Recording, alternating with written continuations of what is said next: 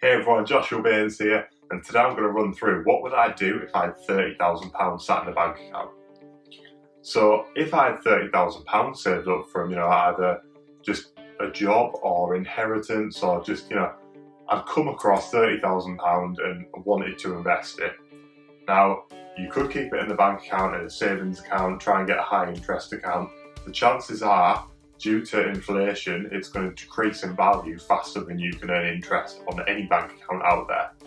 So we need a way to invest it. We need a way to gain money back from that money and make the money work for us. So we've got different ways of doing it. Property, I would strongly recommend because it's more of a safer way of doing it. Property is not going to suddenly devalue overnight and you're not going to lose a lot of money quickly. And you can also put offers in. There's reasons why I would recommend property.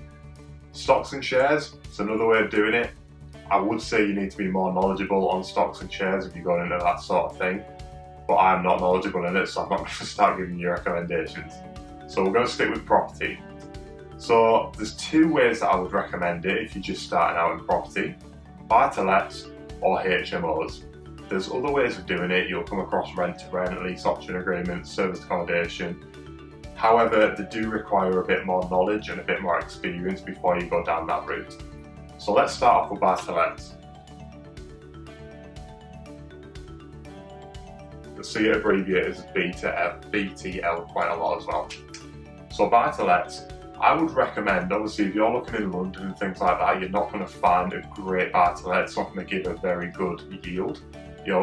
When you're in London, you're looking at capital appreciation more so than getting a good yield.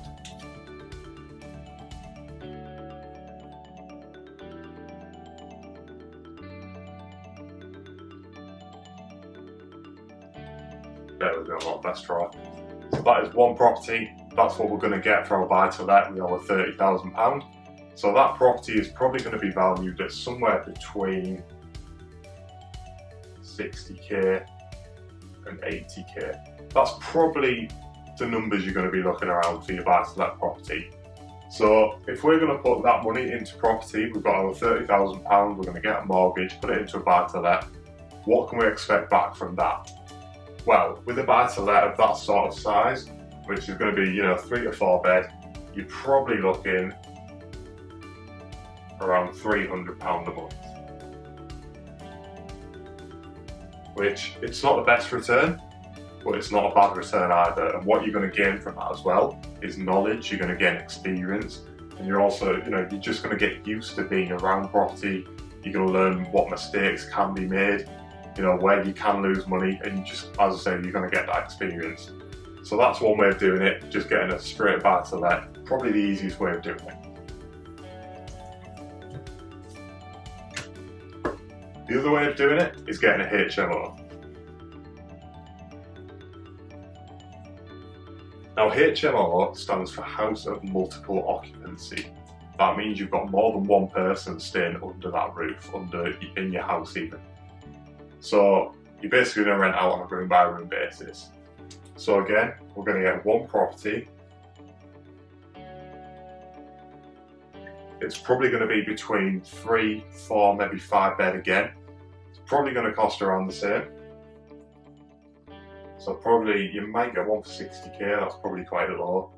And you're probably going to be looking around 80k for sort of your high mark.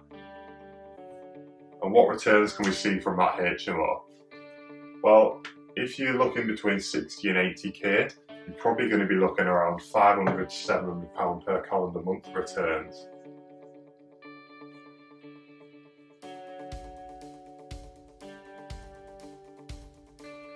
So, we're getting pretty much double the returns you get on a buy-to-let. However, HMOs can be more difficult. There's a thing called Article 4, which you'll definitely have to research if you're going into HMOs. If you look in areas like Middlesbrough, I think Bradford, it could have changed now, but definitely Middlesbrough doesn't have Article 4, which means you don't need planning permission for your HMO. But some areas do, well, most areas now have Article 4, which means you need planning permission. You also need things like fire doors, you need fire alarms. So if you are going into HMOs, you do need to look up, you need a lot more knowledge. Experience would probably be beneficial as well. So if it's your first property, I wouldn't recommend a HMO. I'd recommend starting with a buy-to-let. Once you've done, one, maybe two, possibly a couple more buy-to-lets, then look into HMOs. Make sure you know what you're doing with it. You don't want to be buying HMOs and getting done for not having it legal. You need to have all these different things in place to make sure it's legal. But they do bring good returns, and they are going to get you your money back faster. So that's what I'd do with 30k, buy-to-let or HMO.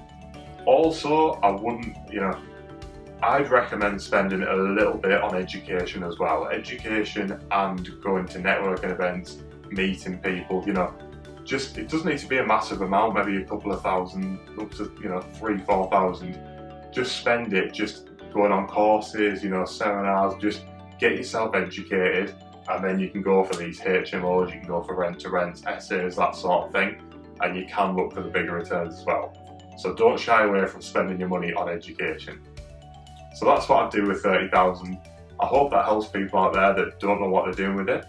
And if you are going to spend 30,000 and you need any advice, either put it in the comments below this video, let me know, just shoot me a DM on Instagram, or just ask any questions you need, and I'll be more than happy to help with that. Thank you very much. Enjoy the rest of your day.